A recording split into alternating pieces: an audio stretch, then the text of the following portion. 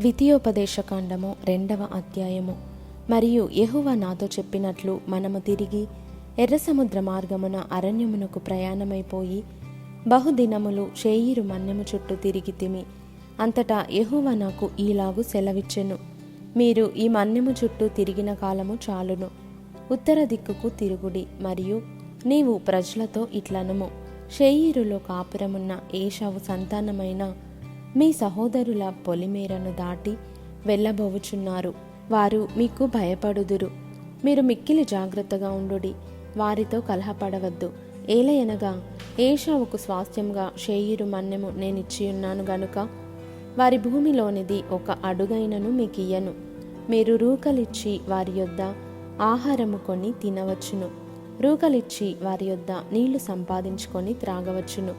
నీ చేతుల పనులన్నిటిలోనూ నీ దేవుడైన యెహోవా నిన్ను ఆశీర్వదించెను.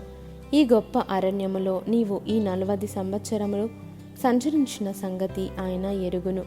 నీ దేవుడైన యెహోవా నీకు తోడయున్నాడు. నీకేమీయూ తక్కువ కాదు. అప్పుడు షేయీరులో నివసించు ఏశావు సంతానపు వారైన మన సహోదరులను విడిచి ఏలతు ఎసోన్గెబెరు అరాబా మార్గము నుండి మనము ప్రయాణము చేసితిమి. మనము తిరిగి మోయాబు అరణ్య మార్గమున ప్రయాణము చేయుచుండగా యెహోవా నాతో ఇట్లనెను, మోయాబీయులను బాధింపవద్దు, వారితో యుద్ధము చేయవద్దు. లోతు సంతానమునకు 6 దేశమును స్వాస్థ్యముగా ఇచ్చితిని. వారి భూమిలో ఏదియు నీకు స్వాస్థ్యముగా ఇయ్యను. పూర్వకాలమున ఏమీయులను వారు 6 దేశంలో నివసించిరి. వారు అనాకీయుల వలె ఉన్నత దేహులు, బలవంతులైన బహుజనులు. వారును అనాకీయుల వలె రెఫాయీయులుగా ఎంచబడినవారు. మోయాబీయులు వారికి ఏమీయులని పేరు పెట్టిరి. పూర్వకాలమున హోరీయులు షేయీరులో నివసించిరి.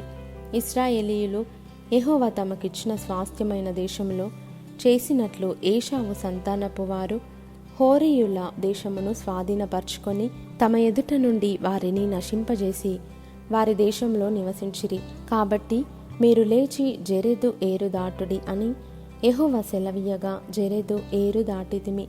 మనము కాదేషు బర్నేయలో నుండి బయలుదేరి జెరెదు ఏరు దాటు వరకు, అనగా యెహోవా వారిని గూర్చి ప్రమాణము చేసినట్లు సైనికులైన ఆ మనుషుల తరము వారందరూ సేనలో నుండకుండా నశించు వరకు మనము నడిచిన కాలము 38 సంవత్సరములు.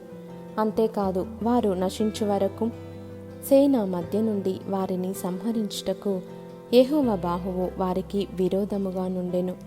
సైనికులైన వారందరూ ప్రజలలో నుండి లయమైపోయిన తర్వాత యెహోవా నాకు ఈలాగు సెలవిచ్చెను, నేడు నీవు మోయాబునకు సరిహద్దుగానున్న 6 దేశము దాటబోవుచున్నావు. అమ్మోనీయుల మార్గమున వెళ్ళునప్పుడు వారిని బాధింపవద్దు, వారితో యుద్ధము చేయవద్దు. ఏలయనగా లోతు సంతానమునకు దానిని స్వాస్థ్యముగా ఇచ్చినందున అమ్మోనీయుల దేశంలో నీకు స్వాస్థ్యమునియ్యను. అదియు రెఫాయీయుల దేశమని ఎంచబడుచున్నది. పూర్వమందు రెఫాయీయులు అందులో నివసించిరి.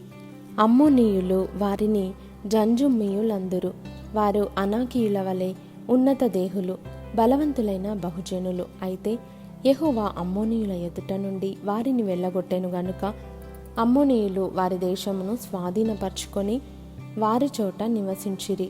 అట్లు ఆయన షేయీరులో నివసించు ఏశావు సంతానం కొరకు చేసెను.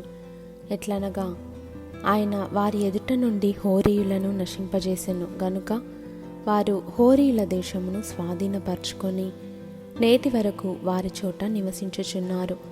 గాజా వరకు గ్రామములలో నివసించిన ఆవీయులను కఫ్తోరులో నుండి బయలుదేరి వచ్చిన కఫ్తోరీయులు నశింపజేసి వారి చోట నివసించిరి. మీరు లేచి సాగి అర్నోను ఏరు దాటుడి. ఇదిగో, అమోరీయుడైన హెష్బోను రాజగు సీహోనును అతని దేశమును నీ చేతికి అప్పగించితిని. దాని స్వాధీనపరచుకొని మొదలుపెట్టి అతనితో యుద్ధము చేయుడి. నేడు నేను నీ వలని భయము, నీ వలని వెరపు ఆకాశము క్రిందనున్న సమస్త దేశముల వారికి పుట్టింప మొదలుపెట్టుచున్నాను. వారు నిన్ను గూర్చిన సమాచారము విని నీ ఎదుట వనకి మనోవేదన నొందుదురు. అప్పుడు నేను కెదేమోతు అరణ్యములో నుండి హెష్బోను రాజైన సీహోను నొద్దకు దూతలను పంపి, నన్ను నీ దేశము గుండా దాటిపోనిమ్ము. కుడి ఎడమలకు తిరుగక త్రోవనే నడిచిపోవదును.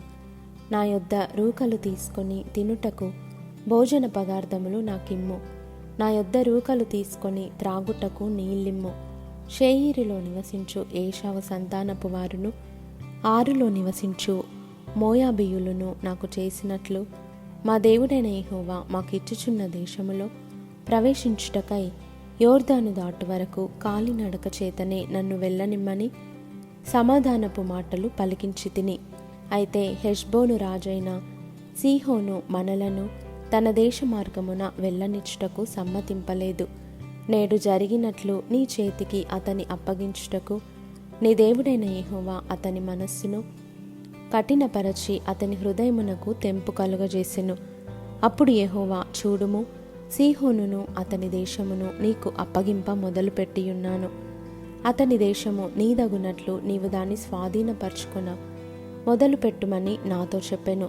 సీహోనును అతని సమస్త జనమును యాహసులో యుద్ధము చేయుటకై మనకు ఎదురుగా బయలుదేరి రాగా, మన దేవుడైన యెహోవా అతనిని మనకు అప్పగించెను గనుక మనము అతనిని, అతని కుమారులను, అతని సమస్త జనమును హతము చేసి ఆ కాలమున అతని సమస్త పురములను పట్టుకొని ప్రతి పురమును అందలి స్త్రీ పురుషులను పిల్లలను శేషమేమీ లేకుండా నాశనము చేసితిమి. పశువులను మనము పట్టుకొనిన పురముల సొమ్మును దోపిడిగా దోచుకొంటిమి. అర్నోను ఏటిలోయ దరినున్న అరోయేరును ఆ ఏటి యొద్దనున్న పురము మొదలుకొని గిలాదు వరకు మనకు అసాధ్యమైన నగరం ఒకటియు లేకపోయెను. మన దేవుడైన యెహోవా అన్నిటినీ మనకు అప్పగించెను.